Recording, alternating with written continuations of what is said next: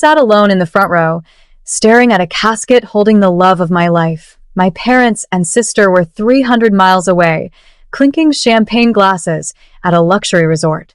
My mother literally texted me saying a funeral was too depressing for them to attend on my sister's birthday. They thought they could just erase my grief to protect their celebration. But right in the middle of the eulogy, as tears streamed down my face, the silent chapel was shattered by my phone vibrating relentlessly against the wooden pew. 44 missed calls. Then came a frantic message from my mother. "Call me now. Something's gone terribly wrong." They chose a party over my husband's memory, but that one desperate phone call was about to completely ruin them. Stay with me until the end to see the ultimate karma unfold. My name is Violet, and I am 33 years old. They say that grief has a way of stripping down your life until only the absolute truth remains, but I never expected the truth about my own flesh and blood to be this cold. The air inside the small funeral chapel was heavy, thick with the scent of lilies and the suffocating weight of my reality. I sat entirely alone in the very front row, my hands trembling as my fingers tightly gripped the edge of the dark wooden pew. Just a few feet in front of me sat the polished mahogany casket holding David, my husband, my rock, and the man who had loved me unconditionally for over a decade. He had been taken from me in the blink of an eye, a sudden medical emergency stealing him away before we could even say goodbye. You would think that in a moment like this, your family would be the shield holding you up against the storm. But as I looked at the empty seats beside me, the devastating truth sunk in. Nobody in my family came to my husband's funeral.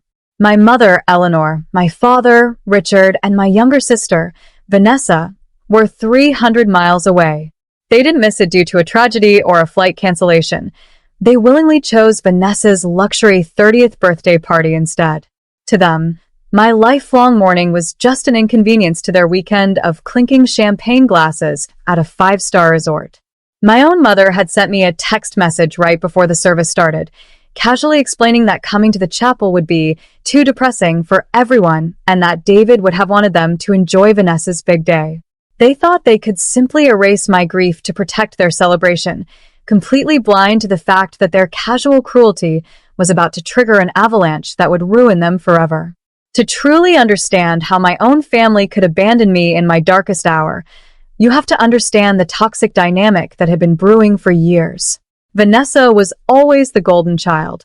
In my parents' eyes, the sun rose and set on whatever whim she had, while I was expected to be the quiet, dependable one who never asked for anything. Vanessa's luxury lifestyle, her designer wardrobe, and even the boutique consulting firm she ran were all part of an elaborate house of cards. But what my family never openly acknowledged was who was actually funding that illusion. It wasn't my parents' modest retirement savings, and it certainly wasn't Vanessa's failing business ventures. It was David and me. David was a brilliant, self-made entrepreneur, but he was also deeply modest. He kept his true net worth private from the public, preferring to live comfortably without flashing his wealth. But because he loved me, he quietly stepped up whenever my parents came crying about an emergency. Over the years, we funded their medical bills, covered Vanessa's business deficits, and paid off credit cards they couldn't manage. They happily took our money, but they treated David like an outsider, a mere ATM to support their greed. They wore their false pride like armor, treating my quiet husband with passive-aggressive condescension while secretly bleeding him dry. They assumed the gravy train would run forever, completely taking his generosity for granted.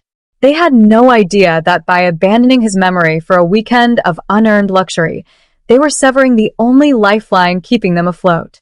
The silence inside the chapel was broken only by the soft, rhythmic ticking of the wall clock and the muffled sobs of David's closest friends.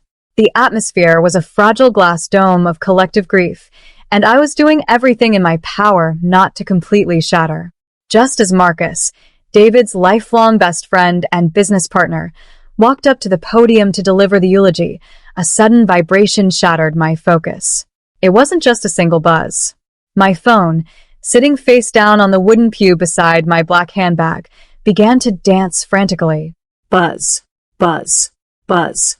I quickly grabbed it, my heart racing, and flipped it over to silence it, expecting a stray notification. Instead, my eyes widened in utter disbelief. The screen was completely flooded with alerts. 44 missed calls, all of them from my mother. Before I could even process the sheer absurdity of 44 missed calls during a funeral service they deemed too depressing to attend, a text message lit up the display. It was a frantic, caps-locked paragraph from Eleanor. "Call me now. Something's gone terribly wrong. We are stranded."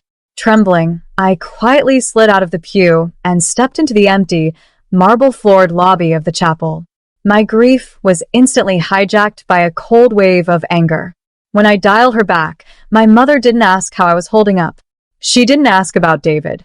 Instead, her voice pierced through the line, sharp and hysterical, competing with the distant sound of ocean waves and a shouting hotel clerk.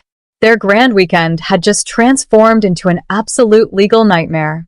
The five-star resort had abruptly rejected every single one of Vanessa's credit cards, and right outside the gleaming glass lobby, the luxury sports car she had rented for her grand entrance was actively being strapped to the back of a repossession truck. As my mother's frantic voice bled through the phone speaker, a sudden, chilling realization washed over me. David hadn't been blind to the way my family treated me, nor had he been oblivious to their insatiable greed.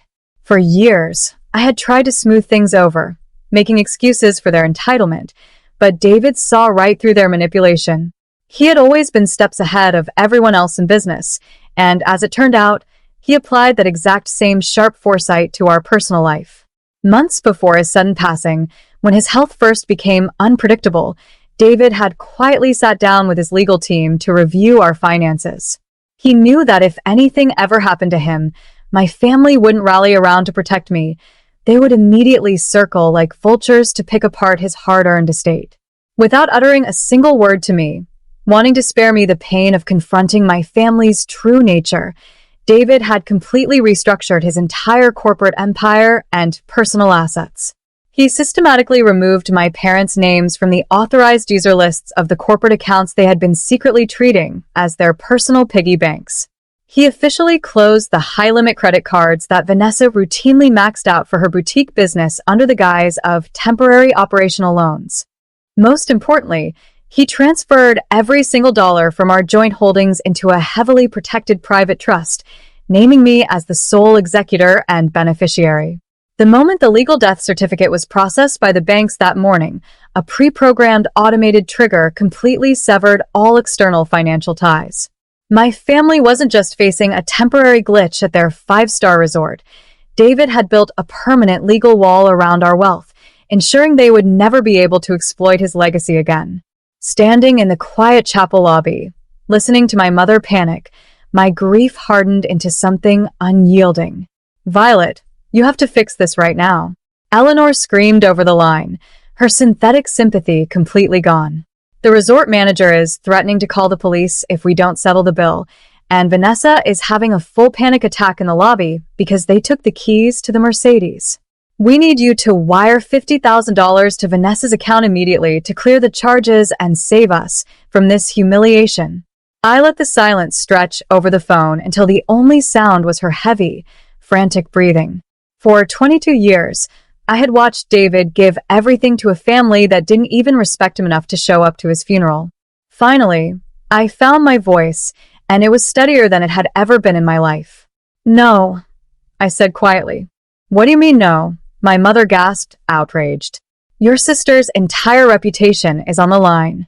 How can you be so selfish?" "What is selfish?" I replied, my tone cutting through her hysterics like ice.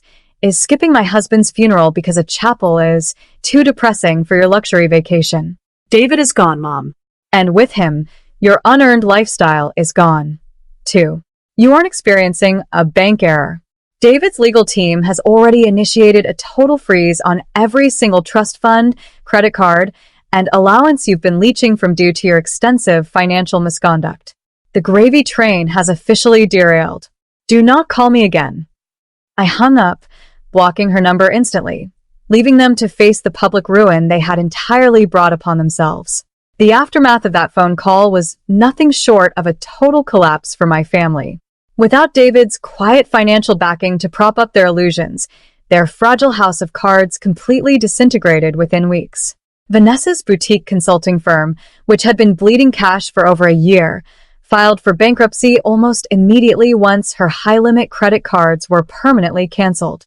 My parents, unable to manage the massive debts they had accumulated under the assumption that our wealth would always bail them out, were forced to downsize drastically. They sold their suburban home at a massive loss just to keep the debt collectors from taking everything they had left, moving into a cramped, rundown apartment on the edge of the city. Desperate and furious at their sudden loss of status, they tried to launch a vicious smear campaign against me. Vanessa posted tearful videos online, claiming that I was a heartless older sister who had cut off her own grieving family during a time of crisis. My mother called distant relatives, painting me as a greedy widow who was hoarding David's estate out of spite. But they forgot one crucial detail. I had receipts. When the public backlash started knocking on my door, I didn't hide. I simply took a deep breath and publicly released the exact text messages my mother had sent me on the morning of the funeral, the ones explicitly stating that David's send-off was too depressing to attend and that Vanessa's birthday party took priority. The public reversal was instant and absolute.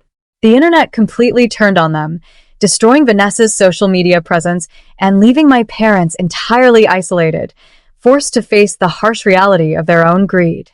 3 months have passed since that fateful day, and the silence in my life is no longer heavy with grief. It is peaceful. I have used David's legacy to start completely fresh, moving away from the toxicity of my past and building a quiet, meaningful life that truly honors his memory. His foresight didn't just protect my finances. It gave me the strength to stand on my own 2 feet. Now, I am curious about all of you who have listened to my story until the very end. If your own family treated you with that level of cruelty and disrespect, would you have helped them out of that hotel crisis? Or would you have let them face the consequences of their choices? You're watching from so I can see how far David's story has reached across the world. Thank you so much for watching, and I am leaving 2 other incredible story scripts on the final screen that will definitely surprise you.